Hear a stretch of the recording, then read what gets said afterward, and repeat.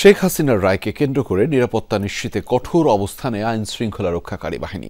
রাজধানীর শাহবাগ এলাকায় আছেন সহকর্মী শওকত মঞ্জুর শান্ত।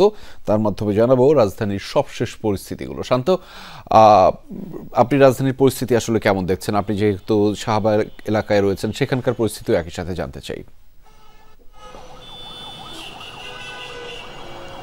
আমি শাহবাগ, বাংলা মোটর এবং পার্শ্ববর্তী এলাকায় বেশ কিছুক্ষণ ধরে অপেক্ষমান রয়েছি পুরো সার্বিক চিত্র দেখার জন্য। এবং বলতে হবে যে পুলিশের পাশাপাশি বিজিবির অবস্থানও কিন্তু আমি দেখেছি শাহবাগ এলাকাতে। এবং একই সাথে এখানে বেশ কয়েকটি মিছিল হয়েছে, বিশেষ করে জুলাই মঞ্চ, ছাত্র শক্তি সহ বেশ কিছু সংগঠন কিন্তু এখানে মশাল মিছিল করেছে এবং তারা শেখ হাসিনার সর্বোচ্চ সাজা, ফাঁসি তারা দাবি করেছেন।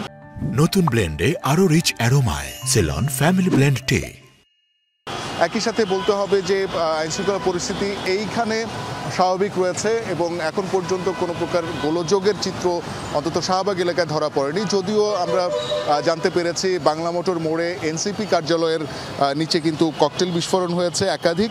একই সাথে রাজধানীর সেন্ট্রাল রোডে উপদেষ্টা রিজওয়ানা হাসানের বাসার সামনেও ককটেল বিস্ফোরণের ঘটনা ঘটেছে। সেই সাথে আমরা জেনেছি যে পল্লবী, মিরপুরের পল্লবী মেট্রো স্টেশনের নিচে ককটেল বিস্ফোরণের ঘটনা ঘটেছে।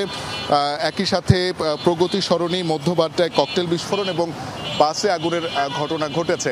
এবং স্থানীয়রা যতটুকু জানিয়েছেন যে হঠাৎ করেই একজন দুজন এসে ককটেল বিস্ফোরণ করে তারা আবার দৌড়েও চলে যাচ্ছেন, এমন চিত্র জনমনে একটা আতঙ্ক সৃষ্টির একটা প্রচেষ্টা হিসেবেও তারা দেখছেন। সেই সাথে এখানে দায়িত্বরত যারা রয়েছেন তাদের সাথে কথা হচ্ছিল, তারা বলছিলেন যে তারা সচেষ্ট রয়েছেন যে কোনো ধরনের পরিস্থিতি মোকাবেলায় এবং জনমানুষের নিরাপত্তা নিশ্চিতের ক্ষেত্রে তারা যে কোনো ধরনের পদক্ষেপ নিতে প্রস্তুত রয়েছেন এবং সবাইকে সতর্ক থাকার আহ্বান জানিয়েছেন, অথবা এ ধরনের দৃশ্য যাতে কাউকে চিহ্নিত করার সুযোগ থাকলে যাতে তারা চিহ্নিত করেন এবং পুলিশকে জানান এবং পুলিশের সহযোগিতা নেন নিরাপত্তার খাতিরে।